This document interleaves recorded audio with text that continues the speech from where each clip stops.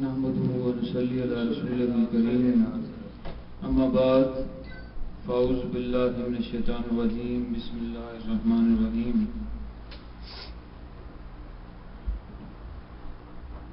محفل ذکر و فکر کا سلسلہ دوبارہ سے جوڑتے ہیں۔ آج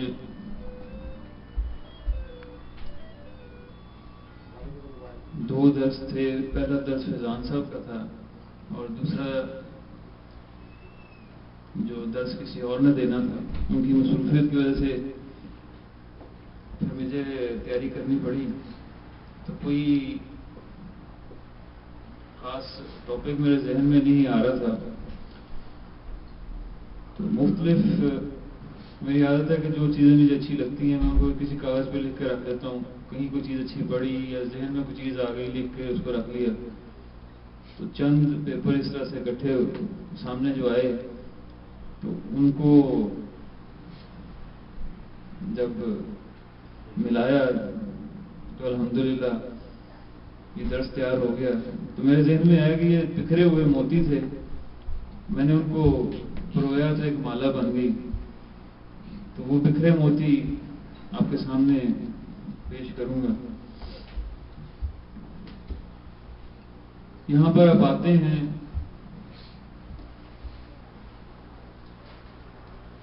تصوف کی باتیں سنتے ہیں،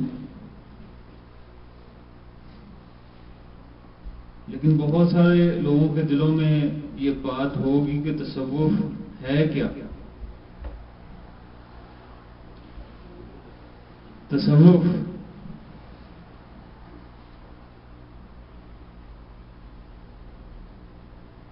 تے صاد واو اور فے سے مل کر بنتا ہے، اگر اس کے ہجے کیے جائیں تے سے بنتا ہے توبہ۔ اللہ پاک جل شانہ سورہ تحریم آیت نمبر 8 میں ارشاد فرماتے ہیں، اے ایمان والو تم اللہ کے سامنے سچی توبہ کرو۔ تو جو تصوف کے راستے پہ آئے گا سب سے پہلا کام جو اس نے کرنا ہے وہ سچے دل سے توبہ کرنی ہے، نہ صرف ظاہری توبہ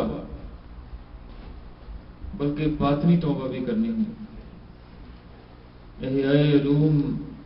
میں امام غزالی رحمۃ اللہ علیہ فرماتے ہیں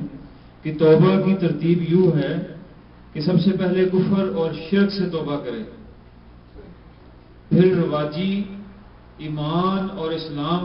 سے توبہ کرے۔ رواجی اسلام اور رواجی ایمان سے کیا مراد ہے؟ اس سے یہ مراد ہے کہ ایک مسلمان کے گھر میں پیدا ہو گئے اس لیے مسلمان ہیں، اب یہ معلوم ہی نہیں کہ اسلام ہے کیا، اسلام ہم سے چاہتا کیا ہے، اسلامی تعلیمات کیا ہیں، یہ ہمیں پتہ ہی نہیں۔ تو اس رواجی اسلام سے توبہ کر کے عقلی اور شعوری طور پر اسلام قبول کر لیں، اس کے بعد کبیرہ گناہوں سے توبہ کریں اور پھر صغیرہ گناہوں سے توبہ کریں، اور جب ظاہری گناہوں سے توبہ کر لیں تو اس کے ساتھ ساتھ باطنی گناہوں سے بھی توبہ کریں، جھوٹ، لالچ، غیبت، حسد، کینہ، بغض، تکبر، ان سے بھی توبہ کریں اور اپنے باطن کو سنواریں۔ اور جب ایسا ہو جائے گا تو اللہ پاک جل شانہ سورہ فرقان کی آیت نمبر 70 میں ارشاد فرماتے ہیں، تو اللہ تعالیٰ ایسے لوگوں کے گزشتہ گناہوں کی جگہ نیکیاں عنایت فرمائے گا۔ تصوف کے سواد سے بنتا ہے صفا، باطنی صفائی، باطنی صفائی کے بعد ہی سکون قلب مل سکتا ہے، اور دل کی تمام روحانی بیماریوں جس کا ابھی ذکر کیا، یعنی جھوٹ، لالچ، غیبت، حسد، کینہ، بغض، تکبر، غصہ، یہ سب بیماریاں بھی دل سے دور ہو جاتی ہیں۔ اور اللہ پاک جل شانہ ارشاد فرماتے ہیں سورہ انفال کی آیت نمبر 2 میں، مومن تو وہ ہیں کہ جب خدا کا ذکر کیا جاتا ہے تو ان کے دل ڈر جاتے ہیں، دہل جاتے ہیں، اور جب انہیں اس کی آیتیں پڑھ کر سنائی جاتی ہیں تو ان کا ایمان اور مضبوط ہو جاتا ہے اور بڑھ جاتا ہے، اور وہ اپنے پروردگار پر بھروسہ رکھتے ہیں۔ جب دل صاف اور پاک ہو جائے گا تو اللہ پاک جل شانہ کا قرب بھی حاصل ہو جائے گا،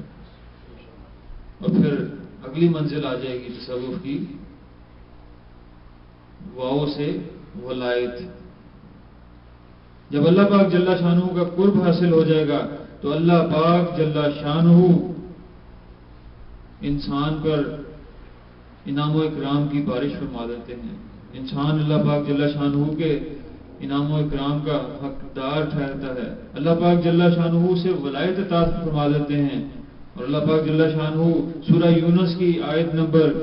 62، 63 اور 64 میں ارشاد فرماتے ہیں، سن رکھو کہ جو اللہ کے دوست ہیں ان کو نہ کچھ خوف ہوگا اور نہ وہ غمناک ہوں گے۔ جو لوگ ایمان لائے اور پرہیزگار رہے ان کے لیے دنیا کی زندگی میں بھی بشارت ہے اور آخرت میں بھی۔ خدا کی باتیں بدلتی نہیں، یہی تو بڑی کامیابی ہے۔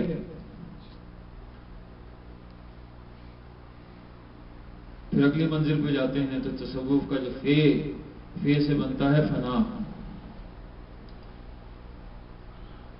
اور یہ پھر منزلیں ہیں، فنا فی الشیخ، فنا فی الرسول، فنا فی اللہ، بقا باللہ۔